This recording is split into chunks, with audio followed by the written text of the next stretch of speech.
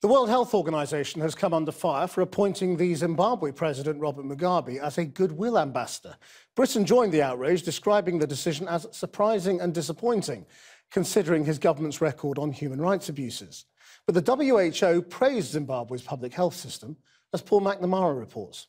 I, Robert Gabriel Mugabe, do swear that I will be faithful and bear true allegiance to Zimbabwe and observe the laws of Zimbabwe. So help me God.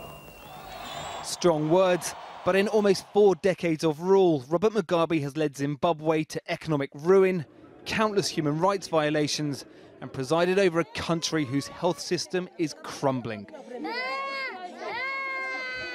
And yet now, the UN World Health Organization has appointed him a Goodwill Ambassador. It's an appointment that's been met with almost universal condemnation.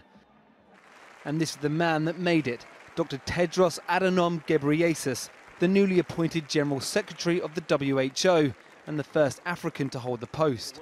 He told a conference in Uruguay yesterday that Zimbabwe places universal health coverage and health promotion at the centre of its policies to provide healthcare to all. It's a description few on the ground agree with.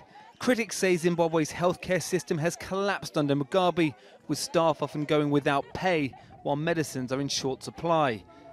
And when Mugabe himself needs healthcare, he's reported to fly abroad for it, most often to Singapore. As long as dissidents come from a particular area, we will send troops to that area. His track record on human rights is even worse. Bulldozered homes, the price paid by some of Zimbabwe's poorest for living in an opposition area. More than 20 health organisations from around the world have written a joint letter of condemnation to the WHO. Signatories include Cancer Research UK and the World Heart Federation. It says they are shocked and deeply concerned to hear of this appointment, given President Mugabe's long track record of human rights violations and undermining the dignity of human beings, adding the decision cannot be justified. Some are now calling for sanctions against the WHO. I would hope that we could at least consider what we might do to sanction the organisation. I would go so far as to demand the resignation of the new head of that organisation.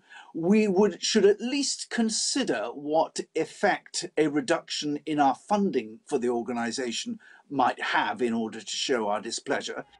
The role of UN Goodwill Ambassadors is to draw attention to certain issues. The question for the WHO is now, is this the attention they really want?